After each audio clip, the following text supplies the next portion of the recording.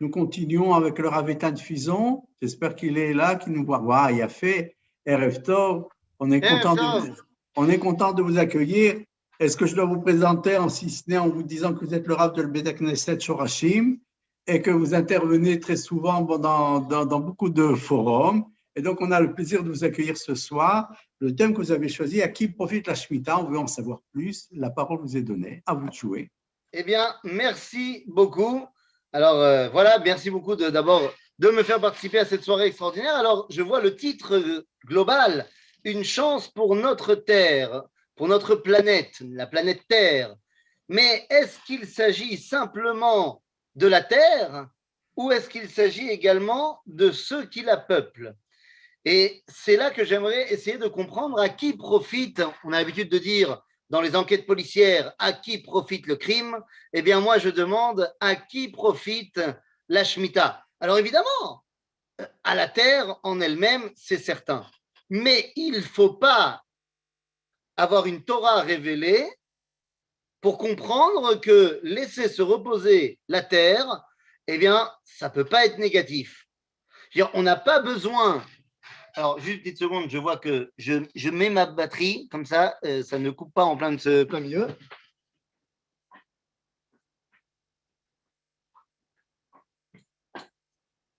C'est reparti. C'est reparti, voilà. Donc, on n'a pas besoin de Dieu qui nous donne la Torah pour être conscient qu'il faut laisser se reposer la terre. D'ailleurs, il y a dans toutes les civilisations pré-mosaïques des lois de jachère, c'est-à-dire toutes les cultures agricoles avaient une espèce de shemitah à leur sauce. Alors, ce n'était pas exactement notre shemitah à nous, bien sûr que non, mais l'idée qu'on doit de temps en temps laisser la terre se reposer, eh bien, c'est quelque chose qui était tout à fait connu et tout à fait logique. Alors, qu'est-ce que la Torah vient nous rajouter? Qu'est-ce que notre shemitah à nous vient nous donner? À qui profite la shemitah? Eh bien, les amis, j'aimerais que nous rentrions dans le vif du sujet. Les origines de la shemitah. Pourquoi Kadosh Baruch Hu nous a donné la shemitah? Puisque c'est bien beau de parler d'écologie, et c'est fondamental. Notre environnement, c'est fondamental. Mais il ne faudrait pas oublier que la shemitah, c'est une mitzvah. Donc, puisqu'il s'agit d'une mitzvah, elle nous a été donnée à nous. Il y a donc un lien tout particulier entre le peuple juif et la shemitah. Pas seulement en tant qu'habitant de la planète, mais semble-t-il quelque chose de beaucoup plus profond. Les amis, la shemitah tire ses origines dans la paracha que nous avons lue tant cette semaine, dans la section de la Torah que nous avons lue dimanche à Tisha B'Av et que nous lirons ce Shabbat. Donc véritablement, nous sommes vraiment entourés de la shemitah dans notre soirée. L'origine de la shemitah, Rabotai, Zechet HaMeraglim. La faute des explorateurs. Comment? La faute des explorateurs? Eh bien, quand on regarde dans la paracha que nous avons lue, dans la paracha de Devarim, eh bien, Moshe Rabbeinu nous fait le récapitulatif de notre histoire en mettant véritablement l'accent sur la faute des explorateurs. C'est par ça qu'il ouvre. Et suite à cette faute-là, eh bien, on connaît, nous avons été éloignés de la terre d'Israël. Nous avons été éloignés de la terre d'Israël et en vérité, eh bien, cette faute des explorateurs revient de génération en génération et chaque exil, eh bien, nous goûtons de nouveau, malheureusement, la faute des explorateurs. Mais vous allez me dire, mais quel rapport avec la Shemitah? Eh bien, dans ce que nous avons lu à Tisha B'Av, et dans ce que nous allons lire ce Shabbat, car il s'agit de la paracha de Vaetranan, dans le livre de Devarim, eh bien, là-bas, on va se rendre compte qu'il y a un verset très bizarre. On nous dit Ki tolid banim uvne banim venoshantem ba'aretz veishratem. Vasitem hara bene Hashem la'achiso. Mais que veut dire le début de la phrase?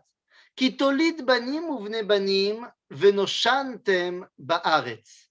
Lorsque vous aurez des enfants et des petits-enfants et des petits-petits-enfants, et vous serez des vieux en Israël. Vous vieillirez en Israël. Mais qu'est-ce que cela veut dire, Rabotai?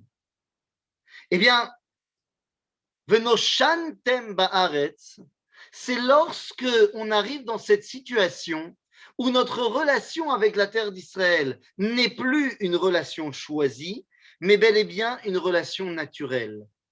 Lorsque nous sommes l'avion qui est arrivé aujourd'hui en Israël et qui a fait l'Alia, eh bien, demandez à toutes les personnes qui sont descendues de l'avion pourquoi ils habitent en Israël, pourquoi ils sont en Israël. Ils vous diront à quel point c'était le rêve de leur vie, que c'est un choix, que ça a été une évolution incroyable. Nachon, c'est fait. Moi-même, qui ai fait mon Alia il y a 17 ans, encore aujourd'hui, je vous dire, je fête le jour de mon Alia. Mais qu'en sera-t-il? Pas de mes enfants, parce que je leur dis ça. Peut-être pas de mes petits-enfants, parce que je leur dirai encore. Mais qu'en sera-t-il de mes arrière-petits-enfants, arrière-petits-enfants, qui seront nés en Israël depuis plusieurs générations? Et lorsqu'on leur demandera, mais pourquoi vous êtes en Israël? Bon, écoute, c'est là que je suis né. Eh bien, c'est ce qu'on appelle Venoshantem Ba'aretz. Nous serons naturellement liés à la terre d'Israël. Venoshantem Ba'aretz, nous dit la Torah, et donc Veishratem. Lorsque notre relation avec notre terre est une relation naturelle, qui nous pousse d'ailleurs à un retour à la nature, eh bien, il faut faire attention. Il faut faire attention. D'ailleurs, dans la suite de la paracha, eh bien, on va nous dire, mais Akadosh Baruch Hu va nous sortir depuis là-bas. Après nous avoir envoyés en exil, eh bien, il va nous sortir de l'exil. Mais pourquoi il nous a envoyés en exil? Eh bien, justement, Veishratem. Nos sages nous expliquent que la gematria du mot Venoshantem, c'est 852. En d'autres termes, si on passe 852 ans en Israël, eh bien, on arrive à cette dimension de Venoshantem. Or, depuis l'entrée en Israël jusqu'à la destruction du Beth Amikdash, premier Beth Amikdash, il y a eu 850 ans, pas 852. Pour nous dire, vous n'avez pas atteint ce point de non-retour, qui est en fait le point qu'avaient atteint les Cananéens. De cette shritout, de cette perversion et de cette, on va dire, barbarie due à l'enracinement naturel. Au 19e siècle, eh bien, il y a bien des pays et des civilisations qui ont tenté d'un retour à la nature. En Europe, on le connaît, seulement tous ces pays sont devenus les régimes fascistes d'Europe. Car lorsqu'on revient à la nature et qu'on est relié à notre terre parce qu'on est né ici, eh bien notre lien devient un lien naturel, donc dénué de tout sens moral. La nature n'est pas immorale, elle est amorale. La question morale n'intervient pas dans la nature. Lorsqu'il y a un tsunami et que la vague prend un tzaddik et prend un rachat, eh bien on n'en veut pas à la vague. Zemayesh, c'est naturel. Elle ne fait pas la différence entre le bien et le mal. Lorsque notre relation avec la terre d'Israël est une relation naturelle, eh bien, ça peut nous emmener à Veishratem. Lorsque Venoshantem, alors tu peux arriver à Veishratem. Lorsque on est très très proche de cela, Akadosh Baruch Hu nous envoie en exil. En d'autres termes, nous éloigne de la terre d'Israël pour qu'on n'y soit pas complètement pourri. Mais, enfin, j'ai pas envie, moi, de partir en exil. Là, ça fait, allez, 120 ans qu'on est revenu en Israël. 700 ans, ça passe très vite. J'ai pas envie de repartir en exil dans 750 ans. N'y aurait-il pas un moyen de ne pas tomber dans la ishtarshut yetera, dans l'enracinement trop profond du naturel, sans partir en exil? Eh bien si. Il y a un moyen. Akadosh Baruch Hu nous a donné un moyen extraordinaire. Galut ba'aretz. Un exil 4 étoiles volontaire en Israël. Ça s'appelle la Shemitah. Tous les 7 ans, tu vas t'écarter un petit peu de la terre. C'est-à-dire, tu vas arrêter de penser que c'est toi le patron. Tu vas arrêter de penser que la terre t'appartient parce que c'est c'est naturellement à toi, tu vas te prendre un petit peu de recul. Ce recul tous les 7 ans, eh bien, va te permettre de continuellement comprendre que ce n'est pas une relation acquise, c'est une relation choisie. Vous savez, les Français entretiennent une relation avec leur terre, une relation que j'allais dire naturelle. D'ailleurs, les Français appellent la France la mère patrie. Une relation donc de parents à enfants, naturelle. Alors que la relation qui nous unit avec la terre d'Israël, telle qu'on le voit dans le livre de Ishayahu an-Navi, au chapitre 62, verset 5, eh bien nous dit Ishayahu, Ki yivael bachur betula, yeva'aluch banaich, umesos chatan al kala, yasis alaich Elohaich. Rabotai, le prophète Ishayahu nous dit que la relation que nous entretenons avec la terre d'Israël n'est pas une relation de parent-enfant, mais une relation de Khatan Vekala, une relation de mari et femme, une relation qui est en perpétuel renouveau, car elle est basée sur le choix moral. J'ai choisi ma femme et surtout, elle a accepté de me choisir. Et chaque jour, on réitère ce choix, car chaque jour, on peut décider, chas v'shalom, de divorcer. Mais non, chaque jour, on réitère ce choix. La relation est donc basée sur la morale.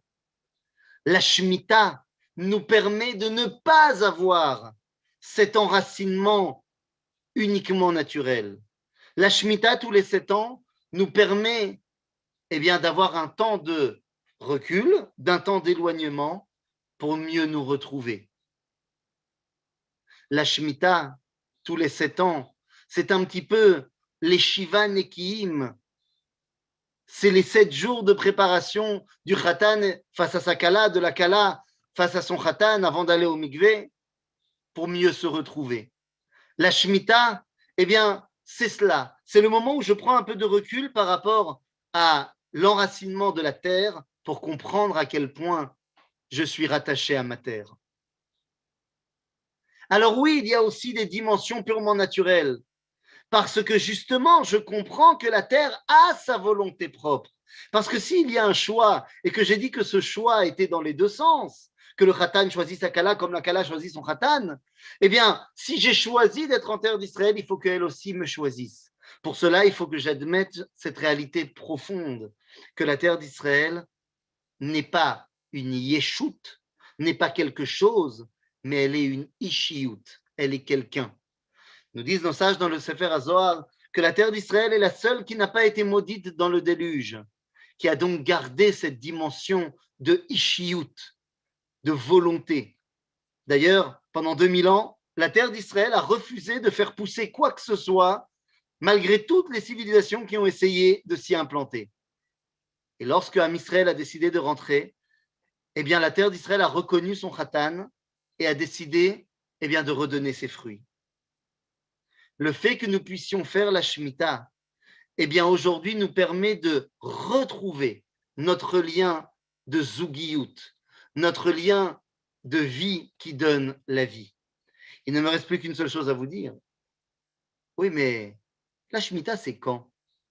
Alors oui, c'est dans quelques mois, c'est là, Rosh Hashanah. Mais depuis quand on a décidé de faire la Shemitah? C'est pas compliqué. La Shemitah a commencé, la première Shemitah a eu lieu 21 ans après l'entrée en Israël avec Yehoshua. 7 ans de conquête, 7 ans d'implantation, et puis 7 ans, il a fallu compter les 7 premières années pour arriver à la Shemitah. Donc 21 ans. Et après, tous les 7 ans, la Shemitah. Le problème, c'est que on est parti en exil. Et après, on est revenu d'exil. Est-ce qu'on a refait la Shemitah comme il faut? Peut-être. Mais après, on est reparti en exil du deuxième temple. Et on a complètement oublié le décompte de la Shemitah. Donc, comment est-ce qu'on sait qu'aujourd'hui, en 5782, ça sera la Shemitah? D'où on a remis en place notre calcul? Je vais vous dire, les amis. Ce calcul, qui est le nôtre aujourd'hui, c'est un minag qui est en contradiction, par exemple, avec l'avis du Rambam. Mais le Rambam écrit lui-même dans les lois sur la Shemitah que le minag du peuple juif va contre son avis, mais c'est quand même le minag qui prévaut. Et ce minag, c'est quoi? Eh bien, c'est que si vous voulez savoir quand il y a eu des années de Shemitah, eh bien, ce sont des années qui se divisent par 7. C'est-à-dire, vous prenez le nom de l'année, 5782, vous divisez par 7. Si ça donne un nombre entier sans virgule, c'est une Shemitah. Ce qui veut dire qu'en fait, ce minag du peuple juif, qui n'est basé sur aucun calcul, c'est-à-dire sur aucun décompte, eh bien, ce minag veut nous rattacher notre Shemitah avec la création du monde. Et je rejoins donc le Rav Ben Admon qui nous rattachait la création du monde avec la Shemitah. Donc, à qui profite la Shemitah, Rabotai? Eh bien, la Shemitah profite au monde parce que le monde entretient une relation privilégiée. Il a son couple phare. Le monde entier a son couple préféré, Eretz Israël et Am Israël, qui de temps en temps s'éloignent un petit peu pour mieux se retrouver, pour mieux se rechoisir, pour pouvoir ensemble créer la vie dans cette terre de la vie. La Shemitah, c'est le moment où Am Israël peut réinitialiser le lien avec Akadosh Baruch Hu, et l'année qui suit la Shemitah, fort de la bracha qu'on a reçue pendant la Shemitah, on peut en faire profiter de ce lien au monde entier. Donc, à qui profite la Shemitah? Tout d'abord à la terre, ensuite à nous, et après au monde entier. Merci à tous, et j'espère qu'on se retrouvera dans les champs l'année prochaine pour, comme dirait Jacques Chirac à l'époque, mangeons des pommes. Voilà, les amis, merci beaucoup de m'avoir fait participer. Avitan, un grand merci. Je retiendrai un temps de recul, la Shemitah, un temps de recul pour mieux se retrouver et que, Bezrat Hashem, nous puissions nous retrouver avec la terre d'Israël le plus rapidement possible. Amen. C'est à nos portes. Merci à vous, une bonne soirée. Baroutier. Nous recevons maintenant le Rav Shaul David Boshko. Est-ce qu'il est en ligne? Voilà, Arav et Rev Tov, vous êtes Rosh Shival de Echal Eliyahu. Et la question qui vous est posée, c'est la Shemitah au quotidien. Jusqu'à présent, nous avons compris l'approche, les différentes approches qui peuvent être de la Shemitah, mais concrètement, nous devons savoir à quoi nous en tenir. Quand on nous parle de Eter Mechira, quand on nous parle de Otsar Beddin, nous devons savoir de quoi parle-t-on. Et donc, nous avons fait appel à vos connaissances pour nous éclairer. Voilà. Dites-moi, 10 minutes ou un quart d'heure? Un quart d'heure. Un quart d'heure. Voilà. Oui.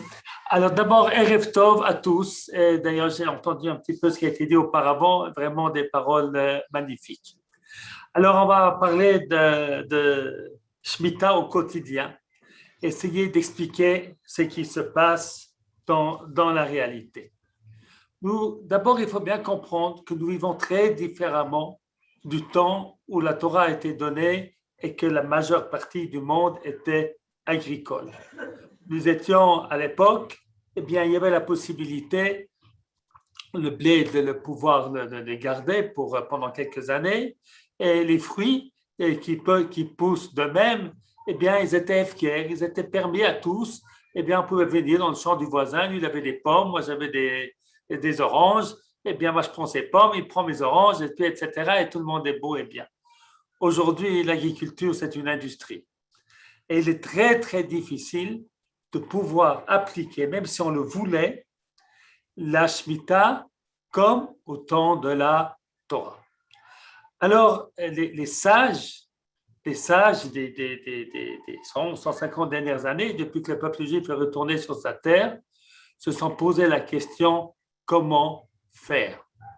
Alors, le problème n'est pas le même qu'au temps du Rav Kook. Au temps du Rav Kook, le problème était que le pays était très pauvre. Aujourd'hui, notre pays est riche, mais c'est un pays riche avec 7 ou 8 millions d'habitants qu'il faut nourrir, qui doit avoir des légumes et des fruits.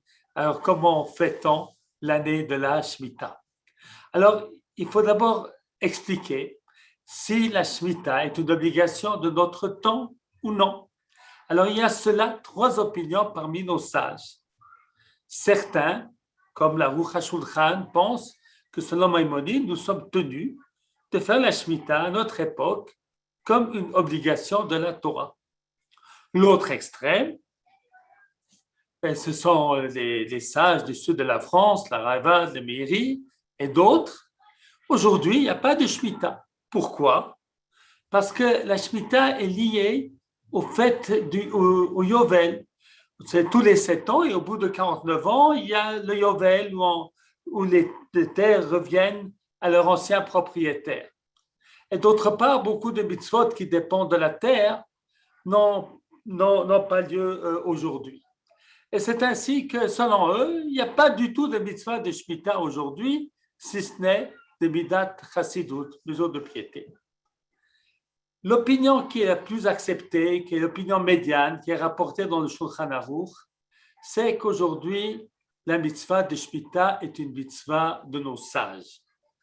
D'ailleurs, la Torah elle promet que la 6e année, il y aura une récolte triple.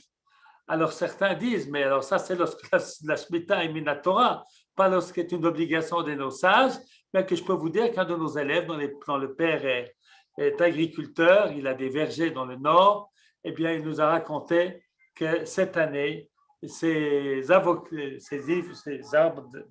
a des avocats, eh bien des arbres qui donnaient habituellement 40 fruits pendant la saison, on en donnait 100. Presque 3 fois, comme c'est marqué dans la Torah. Alors, comme c'est une obligation des sages, en cas de nécessité, eh bien, on trouve des possibilités pour que les gens puissent quand même avoir des fruits, des légumes, etc., comme c'est nécessaire. Alors, comment faire? Eh bien, comme il y avait 3 manières de savoir si c'est une obligation de la Torah ou pas une obligation du tout, l'obligation des sages, eh bien, il y a aussi 3 manières de réfléchir à l'année de la Shemitah à notre époque. Alors, il y a une manière qui est celle qui est adoptée par la majorité du monde haredi, qui est de dire, eh bien, l'année de la Shemitah, c'est interdit de travailler la terre, alors on va prendre les fruits chez nos voisins qui ne sont pas juifs, qui habitent en Israël ou qui n'habitent pas en Israël, qui habitent à Gaza, qui habitent dans la Cisjordanie ou qui habitent en Israël et qui ont des terrains, eh bien on achète chez eux. C'est ce qu'on appelle Yivul Nochi. S'il n'y a pas assez, on va prendre de la France, de l'Amérique, où on peut. D'ailleurs, toute l'année, il y a par exemple le blé. Et toute l'année, il vient essentiellement d'Amérique et de Russie. Il y a du blé israélien, mais qui est de très bonne qualité d'ailleurs, mais c'est sans aucun doute pas la majorité de la farine que nous consommons ici. Alors ça, c'est une première possibilité. Beaucoup se sont élevés contre cette possibilité qui va, selon eux, à l'encontre de l'esprit de la Torah qui veut que Eretz Israël soit dans le main du peuple juif, parce qu'en faisant ainsi, eh bien, on encourage les non-juifs à s'acheter encore des terres, etc., pour pouvoir fournir tout ce qui est nécessaire. Et les agriculteurs juifs, eh bien, sont parnassas, sans la possibilité de poursuivre leur activité. Alors, il y a encore 2 autres solutions qui sont proposées. L'une a été proposée déjà il y a plus de 100 ans, encore avant le Rav Kook, c'est ce qu'on appelle le Heter Mechira. C'est l'autorisation de vendre pour 2 ans la terre à un non-juif. Et lorsque la terre appartient à un non-juif, eh bien, même si c'est la terre d'Eretz Israël, eh bien, il n'y a pas de loi de Shemitah. La loi de Shemitah, eh bien, elle provient et de la terre d'Israël et du peuple d'Israël. Lorsque la terre et le peuple sont ensemble, c'est une mitzvah. Lorsqu'ils sont séparés, ce n'est pas une mitzvah. Et par conséquent, voilà ce qu'on appelle le Heter Mechira. Alors, pourquoi les orthodoxes se sont opposés? Pour 2 raisons.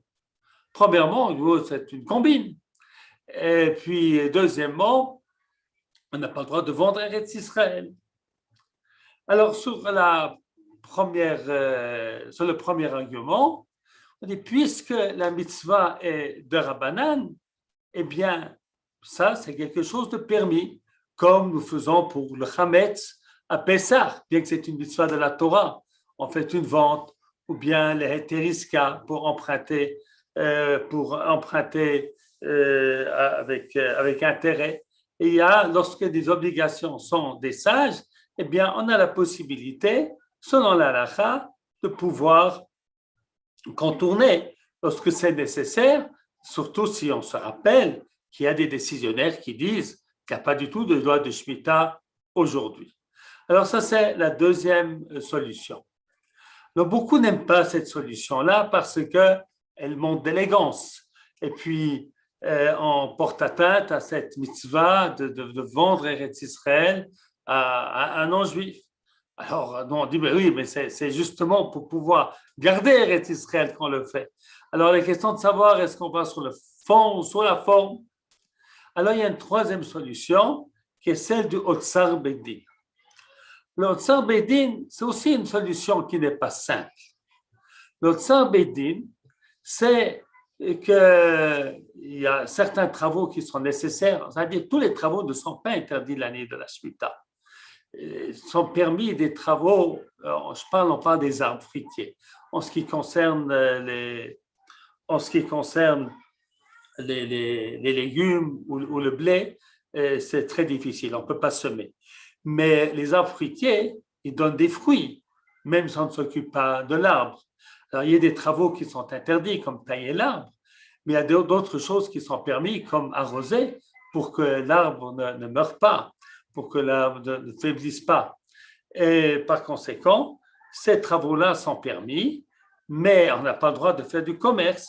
Alors, on remet le champ au Bédine, au tribunal, et puis lui, il va payer les agriculteurs pour le travail qu'ils font, pas comme dans un commerce, pas selon l'offre et la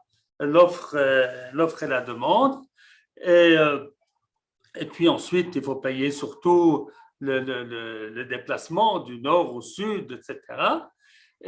Mais le fruit lui-même, on ne le paye pas. Et ça, c'est le principe du Otsar Bedin. Alors, les organismes qui s'occupent du Otsar Bedin, eh bien, ils s'occupent encore d'autres moyens de nous donner des fruits ou des légumes qui ne posent pas de problème. Il y a certaines choses qui sont conservées depuis la 6e année. Il y a des choses qui poussent sur ce qu'on appelle Matzaot Menutakim, c'est-à-dire sur des plants qui ne sont pas liés à la terre. Et donc, alors, ils s'occupent de pouvoir nous proposer à la vente, sans que ça s'appelle une vente, toutes sortes de solutions et qui puissent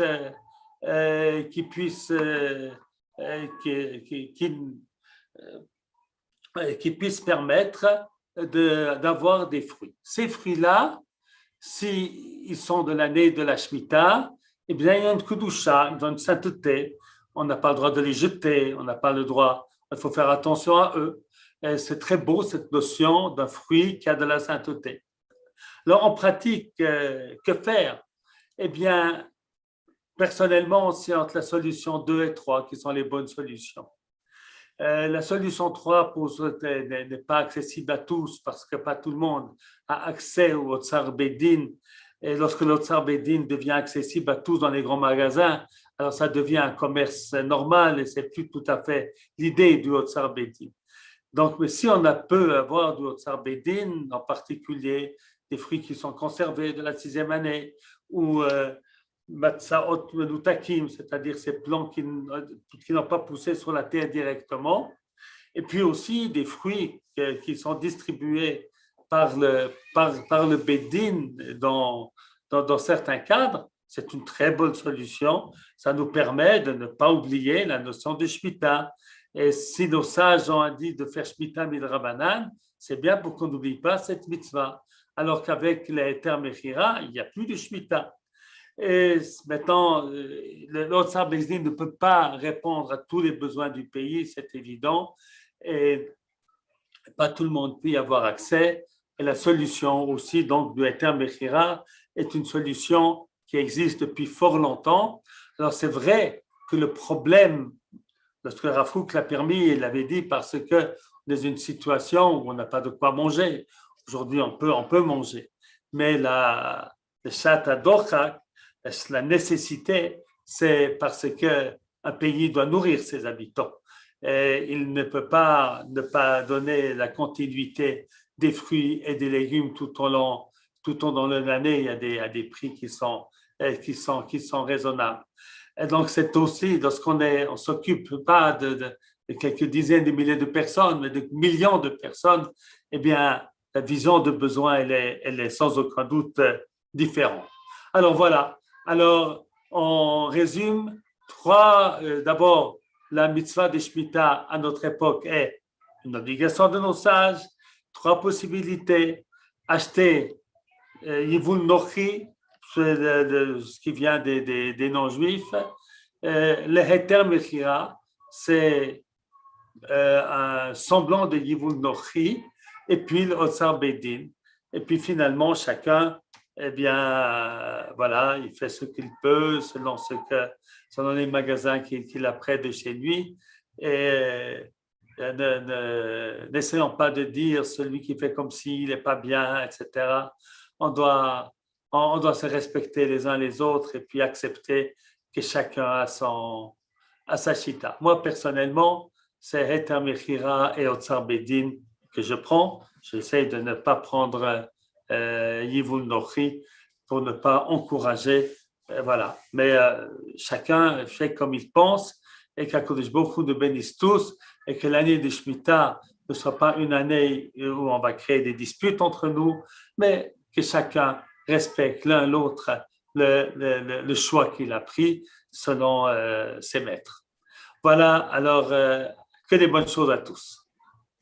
Rav Boshko, un grand merci pour vos informations et donc ces directives quelque part pour savoir comment se comporter d'ici 1 mois et demi ou 2. Bezrat Hashem, que nous ayons la possibilité, Bekarov, de revivre la Shemitah d'Oraïta. Ça, c'est une autre paire de manches, mais Bezrat Hashem, on doit imaginer ceci comme étant un idéal qui sera à notre portée d'ici peu. Merci à vous.